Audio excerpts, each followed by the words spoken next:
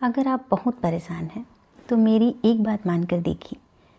अगर आप बहुत परेशान हैं तो आपके सबसे अच्छे साथी और सबसे सच्चे साथी ईश्वर हो सकते हैं। आप उन्हें किसी भी रूप में याद कर सकते हैं।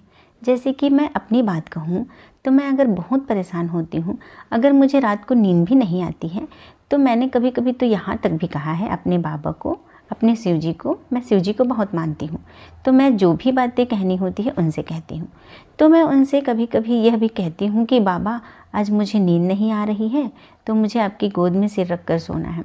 बस आप मेरे सिर पर हाथ रख दीजिए और मुझे नींद आ जाएगा। और वाकई में मुझे 2 मिनट नहीं लगते हैं सोने में, मैं एकदम से गहरी नींद में चली जाती हूँ। और वह भी इतने परेशान होने के बाद, इतनी टेंशन होने के बाद भी मुझे इतना रिलैक्स वाला नींद आता है कि मैं बता ही नहीं सकती। और सुबह उठती हूँ तो फिर मैं बोलती हूँ कि थैंक यू बाबा कि मुझे इतनी परेशानी में भी नींद आ गई। कई बार तो मैं अपने बाबा के साथ अकेले होती हूँ, कोई नहीं होता मेरे साथ, मैं बहुत परेशान होती हूँ तो उनके सामने जाकर बैठ जाती हूँ। बस उनसे ही कहती हूँ कि कोई नहीं है मेरा, तो मुझे तो सिर्फ आप ही सुनते हैं और आप ही सुन सकते हैं। और मुझे बहुत ही हल्का महसूस होता है।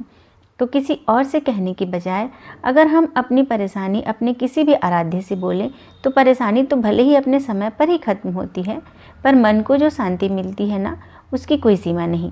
मन बहुत शांत हो जाता है। तो जब भी आप परेशान हो, तो अगर आप किसी भी भगवान को मानते हो, किसी भी रूप में मानते हो, तो वह आपके सच्चे साथी हो सकते हैं। कई बार जब मुझे महसूस होता है कि मैं एकदम अकेली हो गई हूँ, तो मैं बाबा के सामने बैठकर अपनी सारी बातें कह देती हूँ।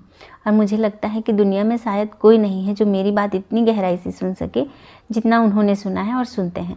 और इससे जो हल्का और शांत अनुभव मिलता है वह सचमुच अनमोल है। इसलिए अगर आप परेशान हैं तो चाहे आप किसी भी रूप में भगवान को मानते हो, उनसे अपनी परेशानी कहना बहुत शक्तिशाली होता है। कारण चाहे जैसे भी हो, मन को जो शांति मिलती है उसकी कोई सीमा नहीं। बस अपने मन की बात अपने आराध्य के साथ ही साझा करें, आपका मन अवश्य शांत होगा, अवश्य आपको शांति मिलेगी। आपको आज का वीडियो कैसे लगा ज़रूर हमें बताएं और कमेंट बॉक्स में हर हर महादेव लिखें। हर हर महादेव।